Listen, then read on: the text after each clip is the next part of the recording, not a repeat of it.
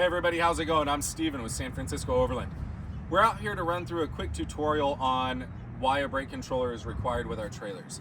So in California, they have a law that states that any trailer with a gross weight over 1,500 pounds is required to have some type of trailer brakes. Ours utilize electronic brakes, hence why you might need a brake controller.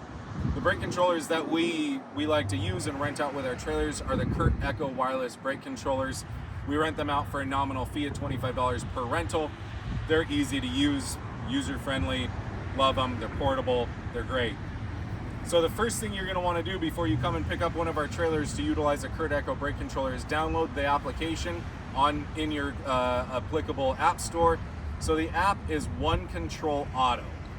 From there, when you download the app, get into it ahead of time, create yourself a profile and an account. You must do that to utilize the brake controller. Sorry, it's not our rules, it's theirs.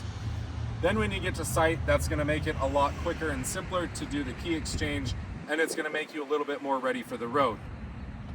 So when you get to the trailer, you'll back your tow vehicle up, you'll utilize the 7-way plug on the trailer and the 7-way of the brake controller. You plug the brake controller into the back of the tow vehicle, open the flap just like you would normally. There's a pin in here for connecting your Bluetooth, because that's how these operate. So once connected, you'll slide the trailer plug in, latch the little cap down, make sure it's secured in the back of the trailer. This light will light up showing power and service to the phone or connection to the phone. From there, you'll open up the app, you'll select the profile of Escapod trailer. We have them all preset, and then you're good to go. One thing to keep in mind, or a couple of things to keep in mind, is the app must be kept running in the background of your mobile device while in transit. So while you're towing the trailer, the app has to be running for the brake controller to be active.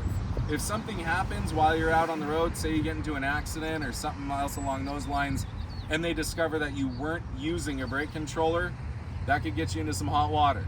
We care about you, our community, as much as we care about our trailers and don't want anything to happen to those. So please keep that in mind, that using a trailer brake controller is a requirement within California law for our trailers.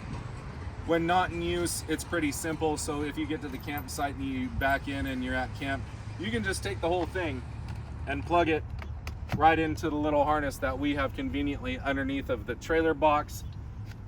Or if done and complete, you separate the two units and store this again back up inside its socket. So I hope you enjoy this video of how we use our Curt Echo wireless brake controllers. We'll include a link down in the down below the video so that you can check them out more in depth, look at some of the specs of them. If you have any questions, feel free to drop those down in the comments below the video or shoot us an email directly. Check out our website.